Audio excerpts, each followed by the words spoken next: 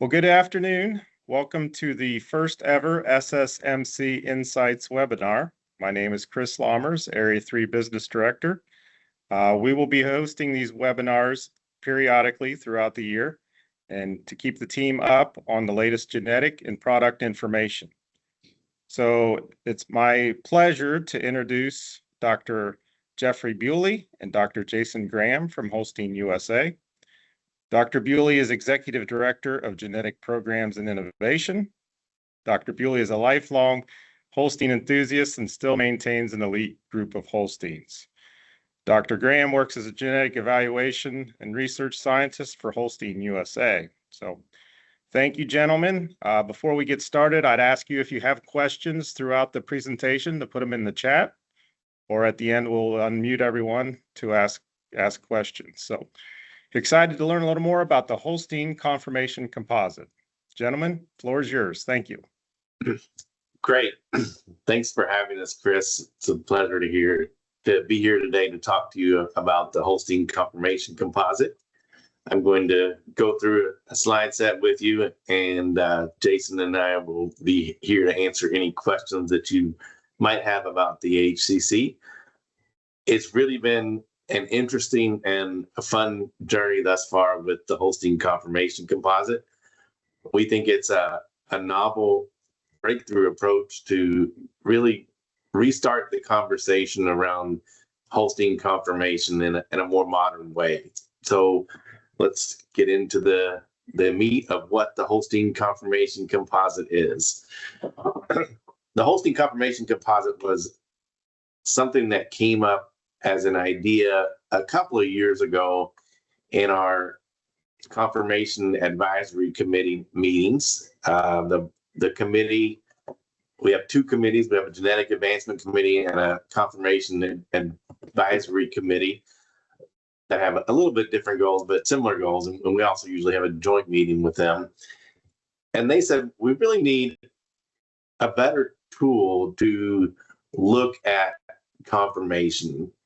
A lot of people at least have moved away from looking at PTAT or PTA type as a trait. And there are some challenges that PTA type has that many of you are familiar with. So the committee said, we'd like to come up with something different. So over a couple of years, we've been working on this. It's been an iterative, collaborative process with many people involved in the discussion. The overall goal is to select for moderate-sized, balanced, functional cows that produce profitably across multiple lactation.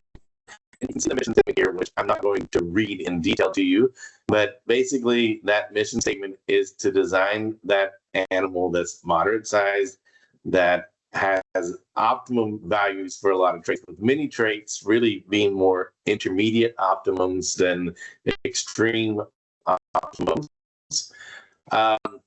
We also have a few traits that we emphasize particularly strongly within that table and within the calculation. And I'll get into that a little bit more in a bit. So the four guiding principles of the Holstein Conformation Composite are intermediate optimum values for many traits, rather than just going for directional extremes, moderate frame size with more strength than stature, udders that really are designed to last a long time and produce a lot of milk, with emphasis on longer teats and more moderately placed rear teats, and then sound, speed, and legs central to longevity and athleticism.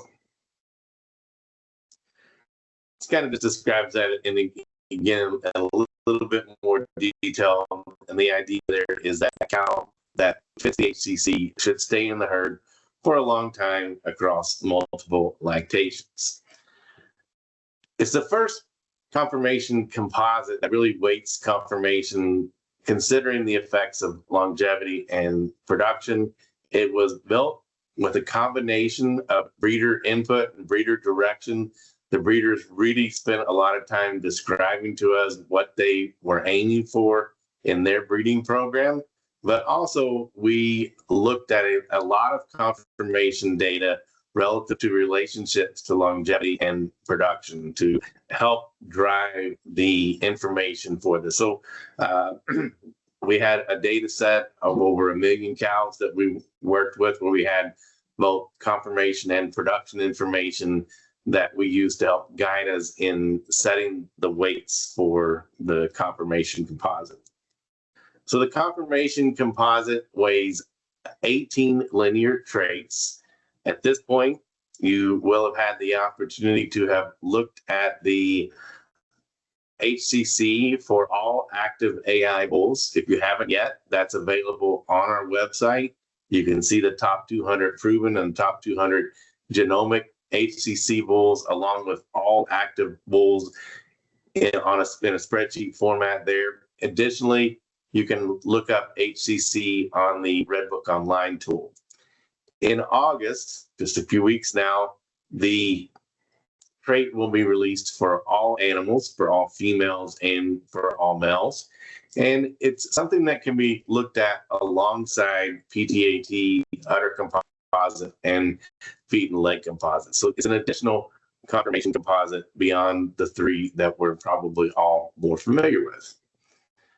So how does HCC differ from PTA type? Well, PTA type is based only on final score. Even for myself, and I think there's a lot of confusion about this among people. When I started Holstein, I wasn't aware of that. I thought that PTA type was more of a composite, but it's really just based on that animal's final score. It is a genetic evaluation for type in the traditional sense, and we will continue to publish PTA type. The HCC, on the other hand, considers weights of all the linear traits that we have in our genetic evaluations, and it's weighted for those goals of longevity, production, and balance. And I think the unique thing about HCC, which is really, to me, the key scientific advancement and what separates HCC from other approaches, is that it accounts for all the correlations among all of the linear traits. And this was a big part of Jason's contribution to development of the HCC. And I give him the credit as the brains behind the Holstein Conformation Composite. He's the one that did all of the complicated math and statistics behind the scenes to make this work. It's really important that we have that aspect in this conformation composite, because what that does is it accounts for the fact that all of the linear traits are related to each other. And what that means is that if we select for one trait, we may or may not be simultaneously selecting for other traits. For example, stature is highly correlated with most of the udder traits. In particular, it's correlated with rear udder height and rear udder width. What that means is, if we are selecting heavily for rear udder height and rear udder width, we are also unintentionally selecting heavily for stature. So we have to consider that when we think about the weightings of all of the traits within a composite and in our selection strategies for conformation. So why did we do this? Again, our readers suggested that this was something that we needed. We factor in all these correlations. There are over 200 correlations to consider there. So it's something that none of us really have the ability to sit there and think through 200 correlations simultaneously, unlike the modeling approach, which does. So each weight within the formula considers the effect of that particular trait in combination with all of the other traits. As I mentioned, this was developed as a joint approach between the 2 committees and Holstein Association staff. We had a lot of Holstein breeders that have many, many years of experience breeding Holstein animals help guide us through that process, and then we use that data. The committees established a mission.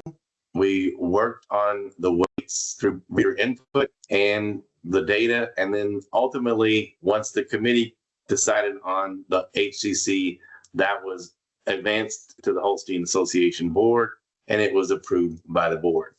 Within this process, there were literally hundreds of iterations of the HCC. So not only did Dr. Graham and I work through a lot of iterations together, but also the breeders had multiple chances to reevaluate and redirect this composite. So it looks very different from the first or the second or the 52nd version of the HCC that we had.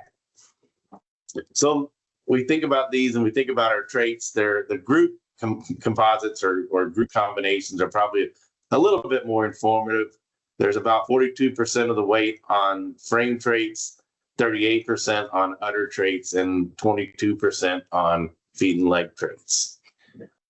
I think one of the most important outcomes of the HCC is that our relationships between HCC and some of our functional traits are much improved compared to the relationships of those same functional traits with PTA type. And I think that's one of the challenges that people have had and why PTA type has probably lost some favor over time. If you look at PTA type, the correlation between PTA type and productive life, livability, feed efficiency, or CCR are all not very good. And HCC has much stronger correlations with those traits than what PTA type does. We can compare the HCC formula and its correlations to other conformation traits. You see the HCC correlation between HCC and PTA type is about 0.15. So they're not really saying the same thing. Correlation between HCC and udder composite and feet and leg is also lower. And then the correlation between HCC and body composite is actually quite low, kind of by design. Whereas if we looked at PTA type, you can see it's much more highly correlated with udder composite, feet and leg composite, and body weight composite. Here we have a table of the weights of all of the linear traits within the HCC formula.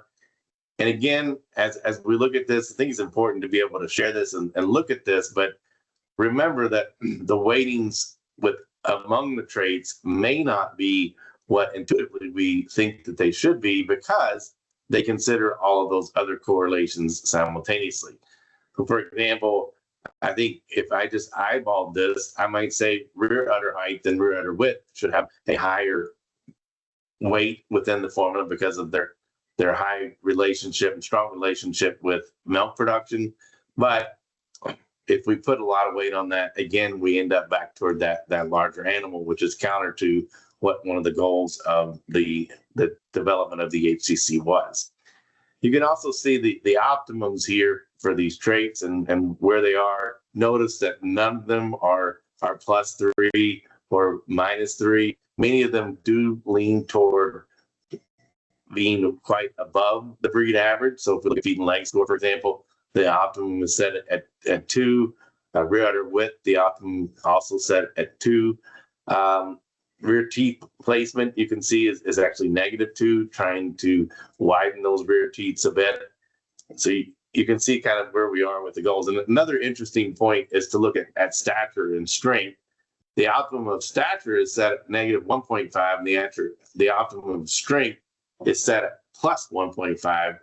Now, at first, you might say, well, that optimum says we want a cow that's -1.5.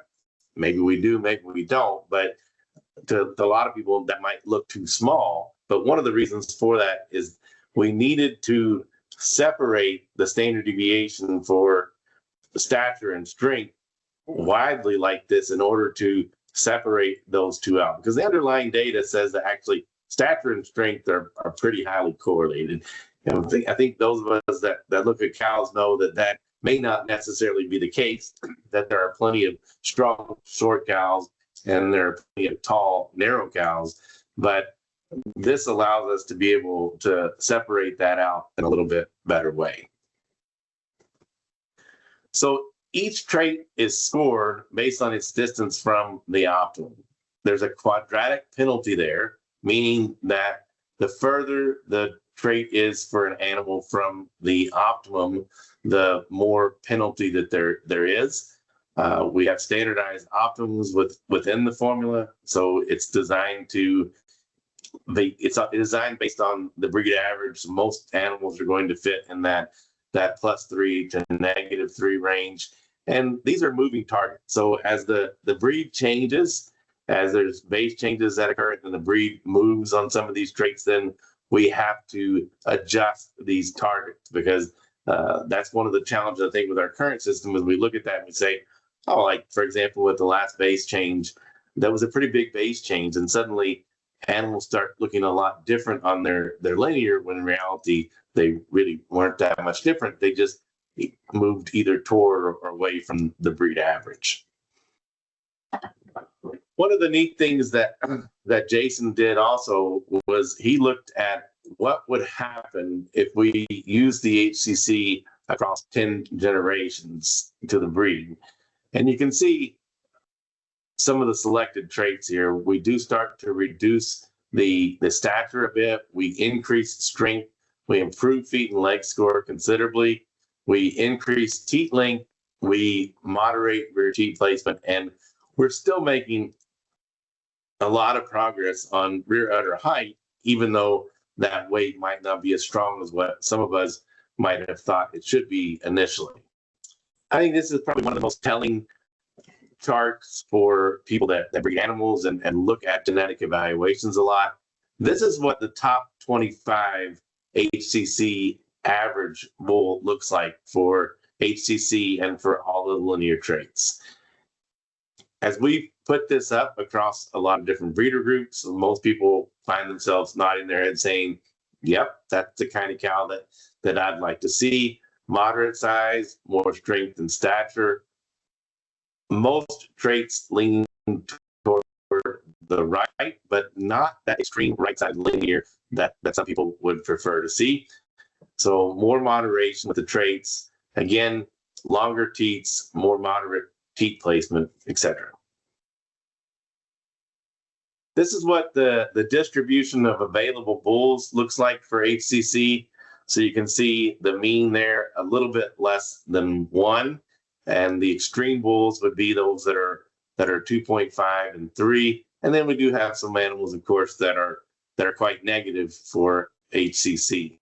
This is a different way of looking at that, showing that the 99th percentile is 2.5, 90th percentile is 1.94, 50th percentile is 1.06. And you can see there aren't a lot of animals on that lower end, but there is a point where they start to drop off. And this is I think another interesting graph. It shows the relationship between HCC and PTA type. And basically what that says is in the middle, there's actually quite a bit of similarity between the two. But as we move toward those animals that are extreme for PTA type, so those that are +3, for example, they tend to be quite negative for HCC. And the reason for that is those animals, as you know, that are +3, +3.5 on PTA type tend to be extremely large. And the HCC is by nature designed to penalize those animals. So that as I talk about it, I say there's two different ways to be bad on HCC. One of them is to be really large. The other is to be really negative on udder and feet and leg traits. So you see kind of two different types of bulls that are on the negative side of HCC. Appreciate you gentlemen joining us today and all the insights. I think it's very interesting. So thank you. Enjoy the rest of your week.